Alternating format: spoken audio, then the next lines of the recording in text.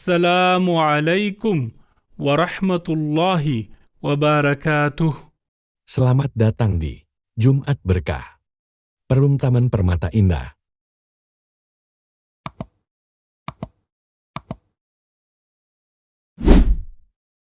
Sedekah ya sedekah, biar hartamu berkah.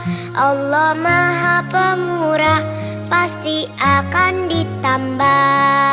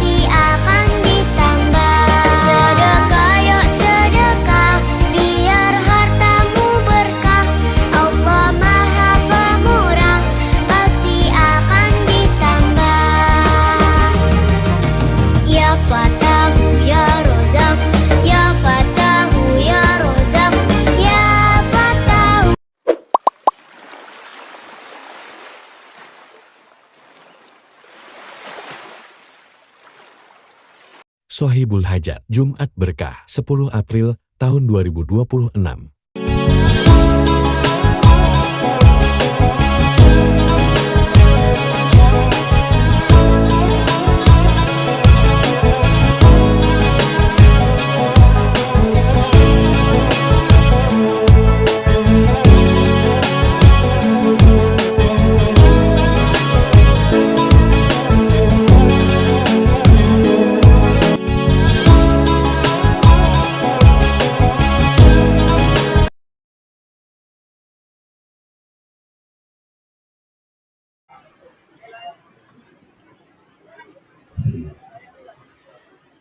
Assalamualaikum warahmatullahi wabarakatuh.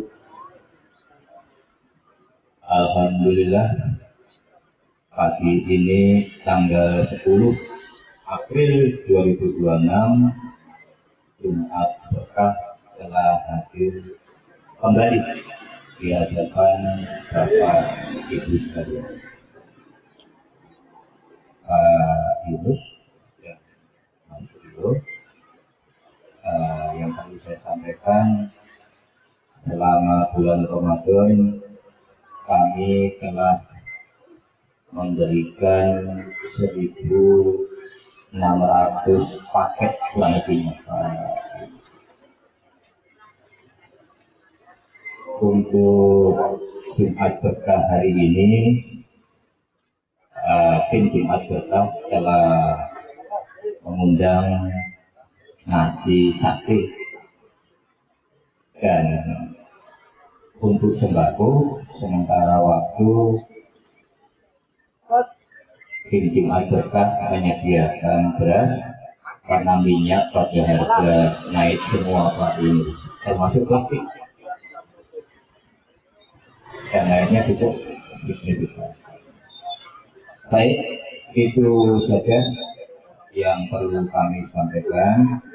Dan terakhir kami menyampaikan terima kasih kepada semua para dermawan yang telah menyisihkan sebagian rezekinya untuk kegiatan Jumat Berkah, khususnya Bapak Profesor Hamzah, Bapak Profesor Dedi, dan teman-teman yang lain yang istiqomah menyisihkan sebagian rezekinya untuk kegiatan Jumat Berkah. Demikian dari saya, selanjutnya kami mohon maaf.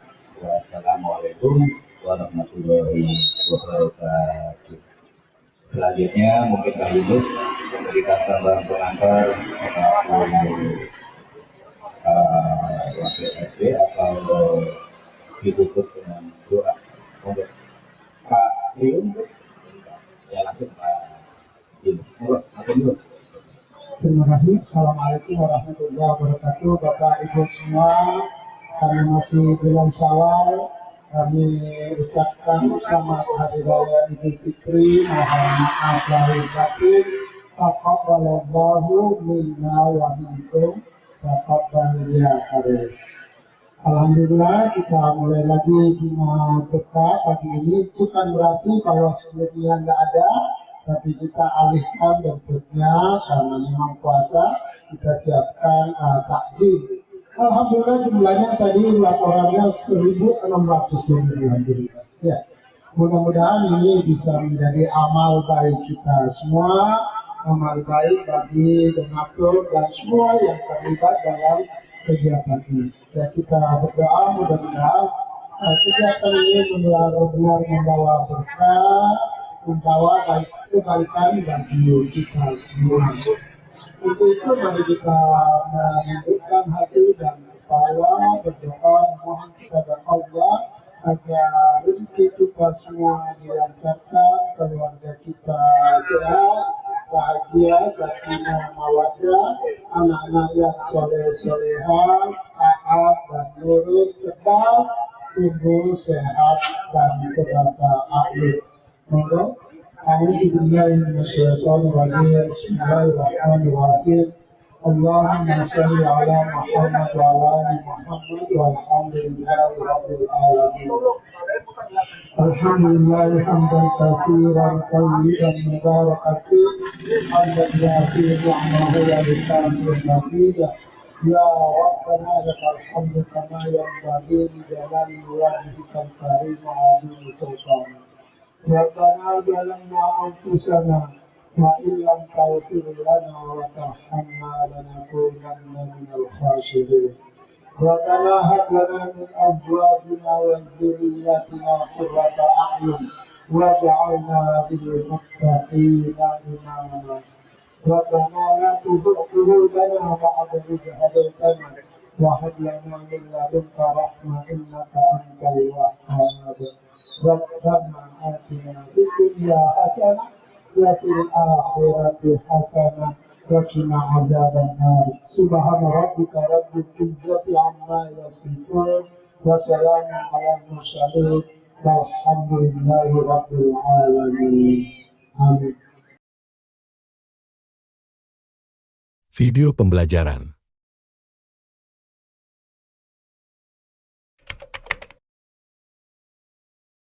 Dibingkai dalam momen namanya halal bihalal.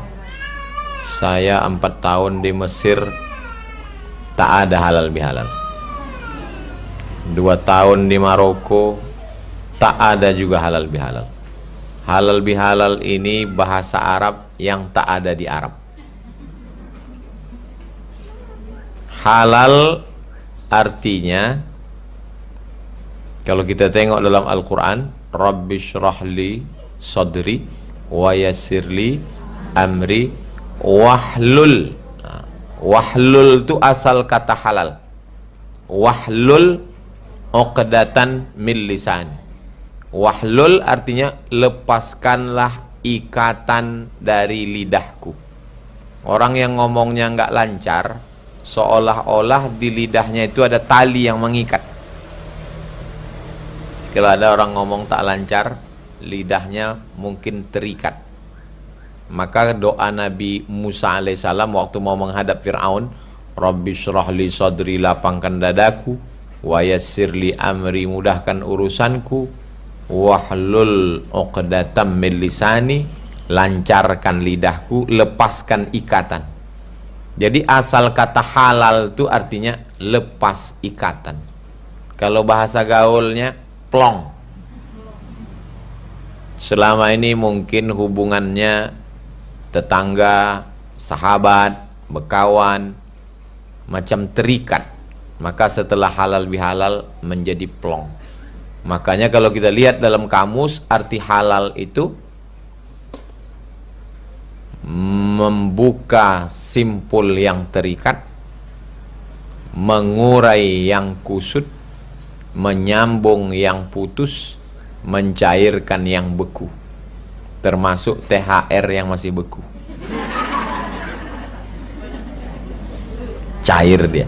Anda tahu ada yang belum cair sampai hari.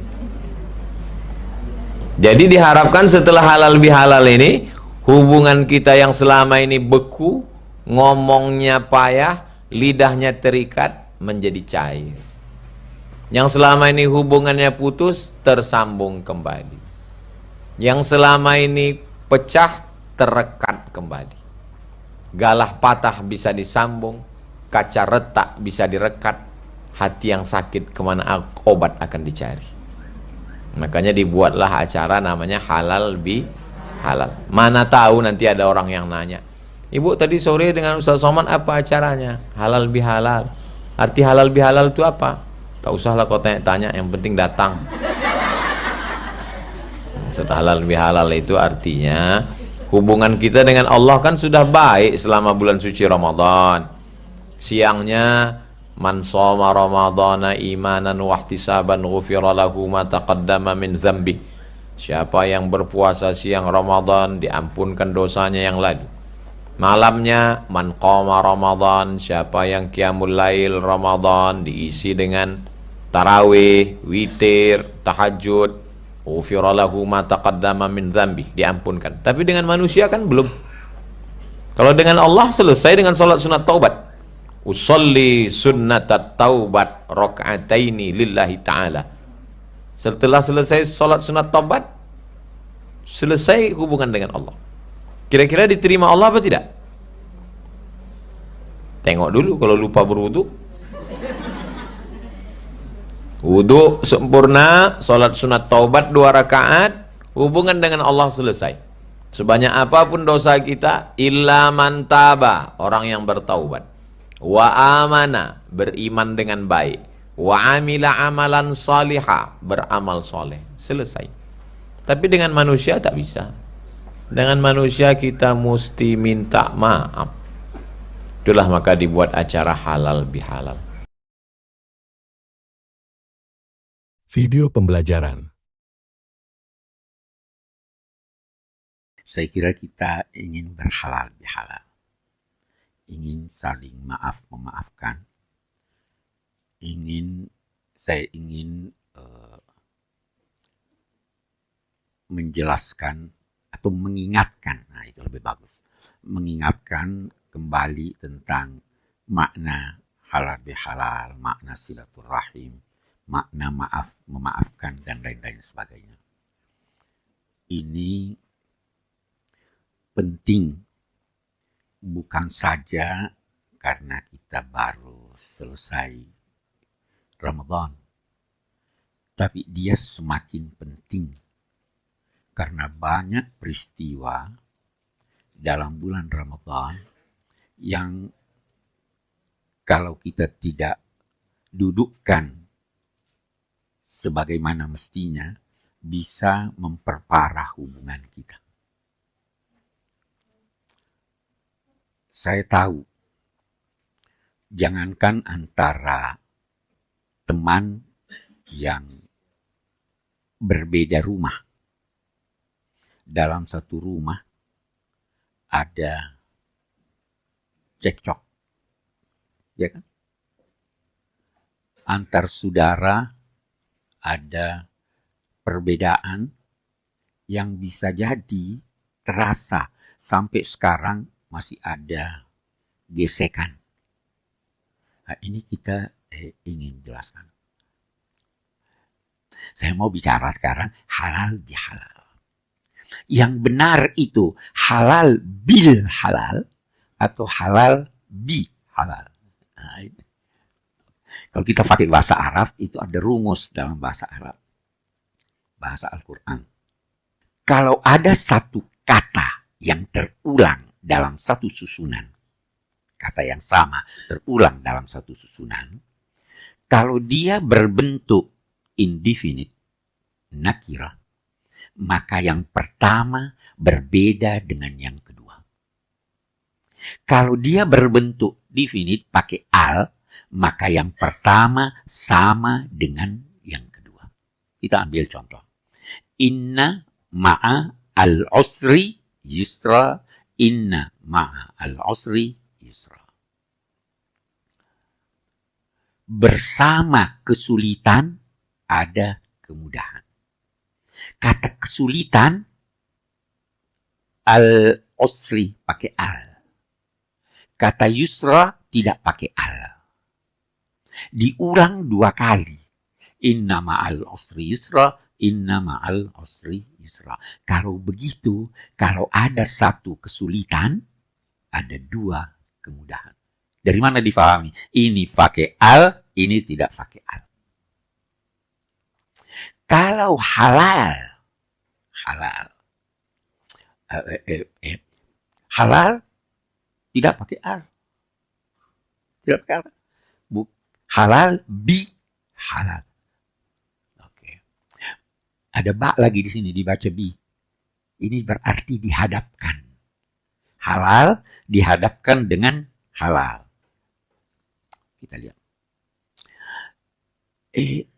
Kalau terulang kata itu tanpa al, maka yang pertama berbeda dengan yang kedua. Tidak sama. Kalau saya melakukan halal, Anda melakukan juga halal, tetapi halal yang saya lakukan itu menyangkut kesalahan-kesalahan Anda kepada saya, sedangkan halal yang Anda lakukan menyangkut kesalahan-kesalahan saya kepada Anda. Kesalahan saya beda dengan kesalahan Anda. Jadi, mestinya halal, ya halal. Oke. Itu kalau kita pakai bahasa Arab. Hanya sayangnya halal bihalal itu tidak dikenal di dalam masyarakat Arab. Itu cuma bahasa Indonesia. Oke. Ya kan? Yang kedua, halal. Halal di sini bukan dalam pengertian hukum. Halal dalam pengertian hukum itu lawan dari haram. Hukum Islam ada 5 macam ketetapan hukum. Ada wajib, ada sunnah, ada mubah, ada makruh, ada haram. Haram adalah suatu kegiatan, suatu aktivitas yang dilakukan oleh seorang mukallaf yang bisa mengundang siksa. Saya katakan bisa mengundang siksa, belum tentu disiksa oleh Tuhan. Tapi haram, aktivitas yang dilakukan oleh seorang mukallaf, bukan anak kecil, yang bisa mengundang siksa. Halal, kita lihat. Halal ada 4 macam. Wajib. Salat zuhur itu halal. Wajib. Ada sunnah. Ada mubah. boleh, mau minum boleh, enggak mau. Ada makruh, ya kan? Apa yang makruh atau begini, apa yang halal yang paling tidak disukai Tuhan? Perceraian, pemutusan hubungan. Anda mau berhalal bihalal dalam pengertian hukum, boleh putus hubungan, kan halal juga itu. Jangan pahami halal dalam pengertian hukum Islam. Karena kalau Anda memahami halal bihalal dalam pengertian hukum Islam, itu berarti Anda boleh memutus hubungan, padahal silaturahim itu intinya menyambung yang putus. Ya kan? Silah itu terambil dari kata wasala yasilu, menyambung, menghubungkan. Bukanlah sabda Nabi, orang yang bersilaturahim, orang yang membalas kunjungan. Yang bersilaturahim itu adalah yang menyambung hubungan yang putus. Nah, kalau mau berhalal bihalal dalam pengertian hukum, ya bisa saja, biar aja terus. Karena makruh kan halal. Jangan pahami seperti itu. Halal di sini, saya nggak tahu ya, itu upaya saya pernah diminta di hadapan duta besar Arab berbicara tentang halal bihalal. Ingat waktu Syekh Saleh datang. Waktu bicara waktu itu, sebagian itu terheran-heran, kita nggak dengar ini, baru kita dengar ini. Saya sampai diminta bicara di TV di TV Mesir ya oleh Syekh Saleh RT. Saya katakan begini, halal itu dalam bahasa punya 3 makna. Yang pertama, mengurai yang kusut. Itu sebabnya dalam bahasa Arab dikatakan halal muskilah. Ada problem, diurai. Benang kusut, diurai, itu namanya melakukan halal. Menganalisa juga. Analisa itu kan sebenarnya merinci toh. Itu sebabnya kalau orang pergi ke dokter, ini dinamakan tahlilul baul. Mengurai. Maknanya yang kedua adalah menghangatkan yang dingin. Ada dingin, biasa minyak samin membeku, ya. Dipanaskan, dia mencair. Itu tahlil. Menghangatkan yang dingin, mengurai yang kusut, dan mencairkan yang beku. Ini halal bihalal itu begitu. Ada hubungan Anda dingin, hangatkan. Ada hubungan yang kusut, perbaiki. Biar terurai. Itu makna halal bihalal. Jangan pahami halal. Itu sebabnya kita lihat. Dari segi hukum, dari Al-Quran, ada 6 kali dalam Al-Quran kata halal. 6 kali terulang dalam Al-Quran.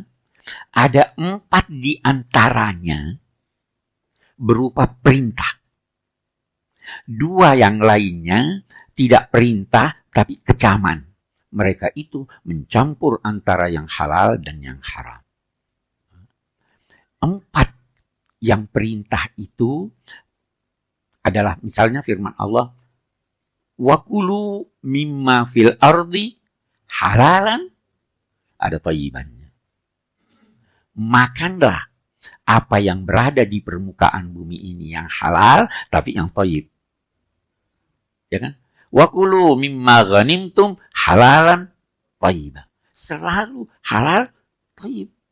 Kenapa Al-Qur'an berkata begitu? Karena ada halal yang tidak thayyib. Walaupun halal, tapi tidak thayyib. Jadi, kata Syekh Abdul Halim Mahmud, guru saya, beliau berkata, kata makan dalam Al-Quran itu tidak selalu berarti memasukkan sesuatu ke mulut untuk dikunyah dan ditelan. Makan. Tapi makan dalam bahasa Al-Quran itu artinya melakukan aktivitas. Menggunakan sesuatu, apapun sesuatu itu.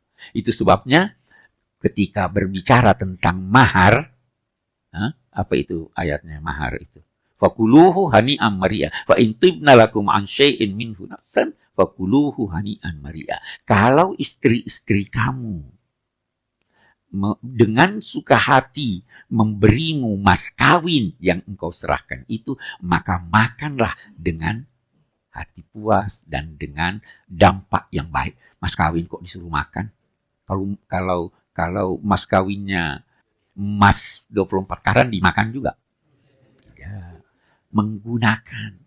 Kenapa Al-Quran menggunakan kata makan untuk kegiatan-kegiatan? Karena kegiatan seorang manusia itu sangat dipengaruhi oleh makanannya. Ya, kalorinya ada. Jadi dia katakan, makanlah.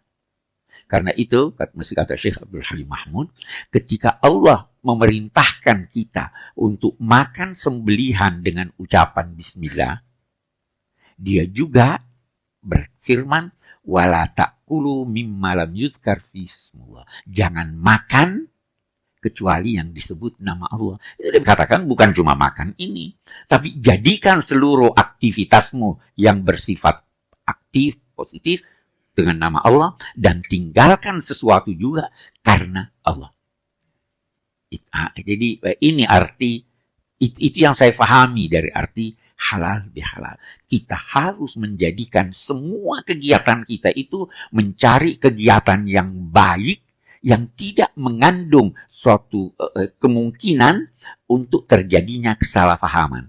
Kalau ada kesalahpahaman, lakukan halal bihalal, mari kita urai, mari kita hangatkan, mari kita cairkan. Hebat ini orang Indonesia cari istilah.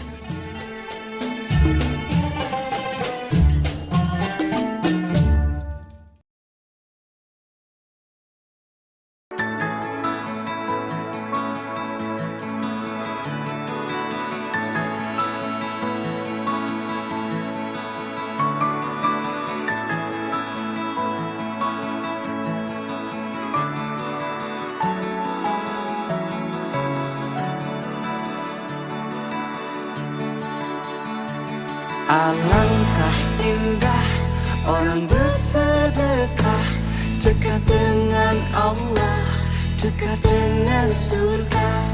Takkan berkurang harta yang sedekah, akan bertambah, akan bertambah.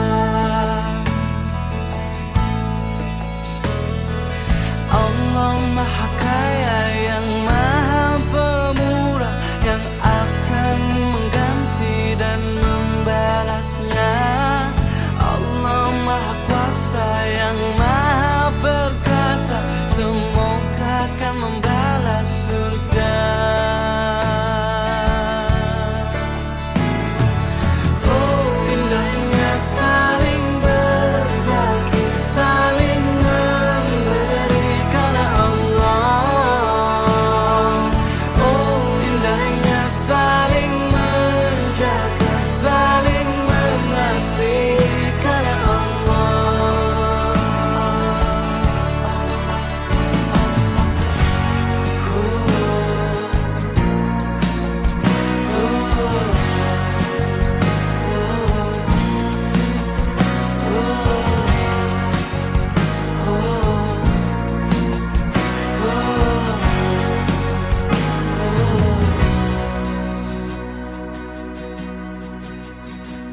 Alangkah indah orang bersedekah, dekat dengan Allah, dekat dengan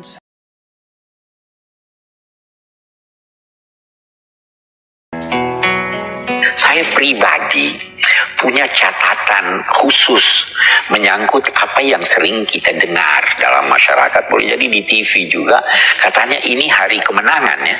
Benar, menang lawan siapa nih? Kalaupun mau berkata menang, itu menangnya dalam pertempuran, bukan dalam peperangan. Pertempuran sekali. Hidup ini perjuangan. Hidup ini melawan setan. Sampai kapan mau lawan setan? Sampai mati. Ya toh? Sekarang 1 Syawal udah menang. Sudah selesai perjuangan? Belum. Jadi jangan berkata kemenangan. bukan hari kemenangan. Kalaupun mau berkata kemenangan, kemenangan dalam pertempuran. Kita masih berjuang atau tidak sekarang? Kita masih bertempur atau tidak? Itu sebabnya tempat sholat dinamai mihrab, tempat berperang melawan setan. Jadi saya sekali lagi ingin berkata, jangan mengartikan Lebaran ini kemenangan. Karena kalau kemenangan kita foya-foya, kemenangan kita lupa diri. Saya belajar di Al-Azhar. Ada yang berkata begini, Najwa kok enggak pakai jilbab?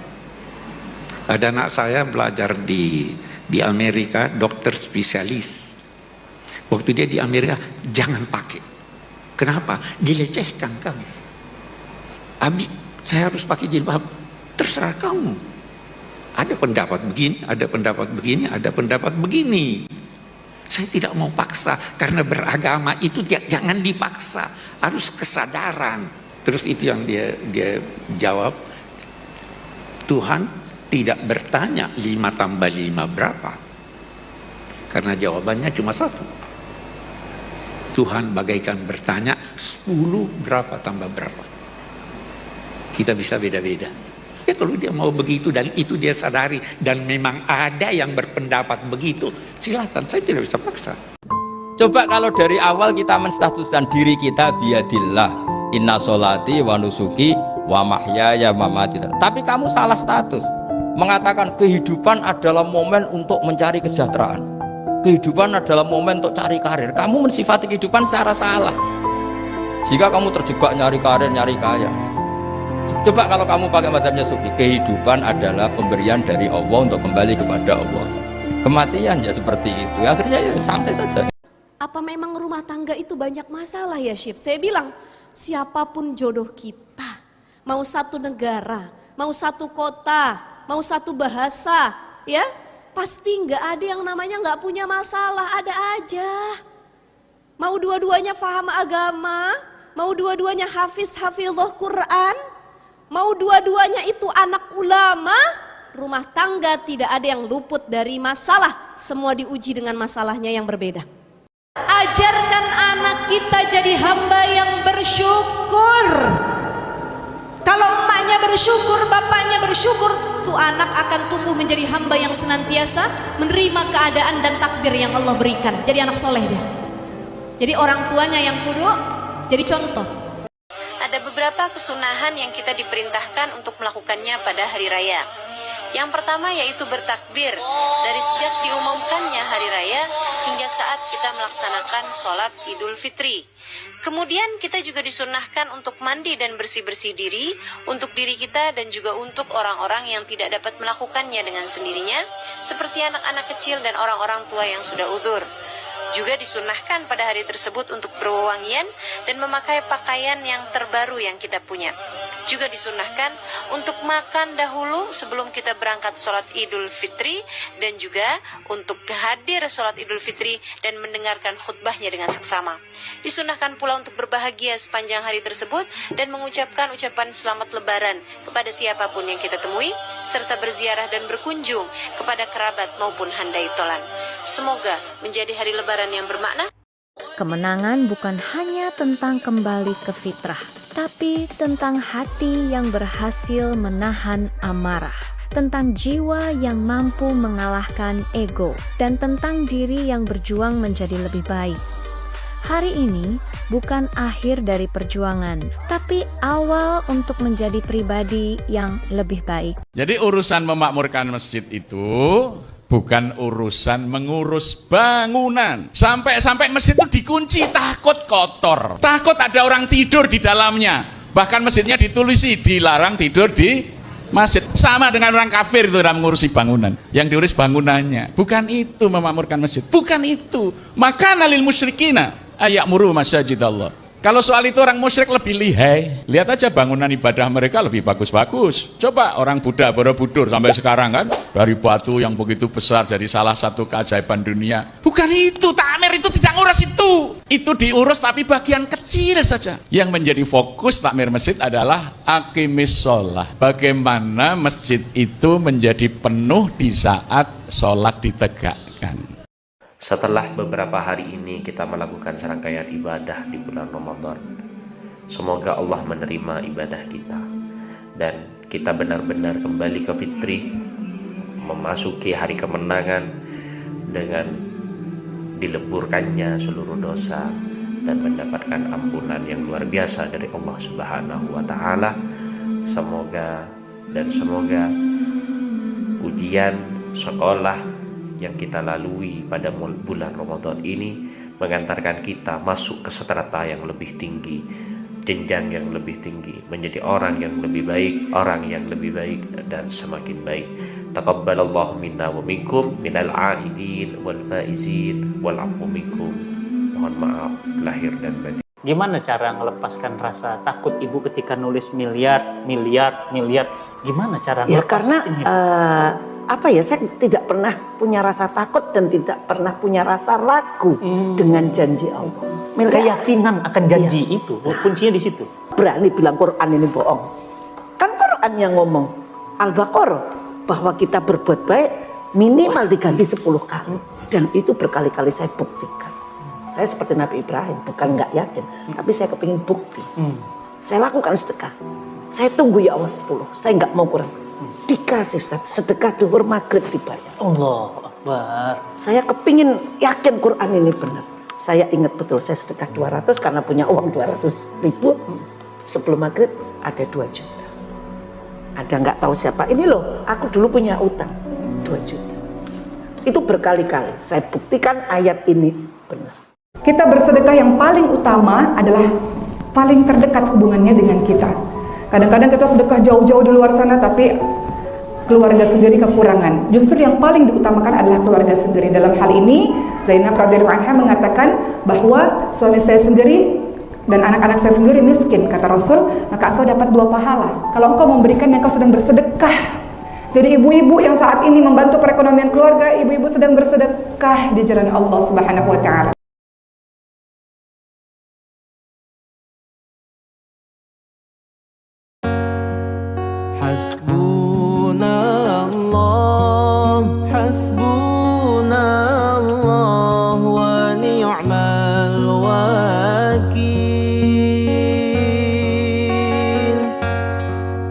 ni'mal maula ni'mal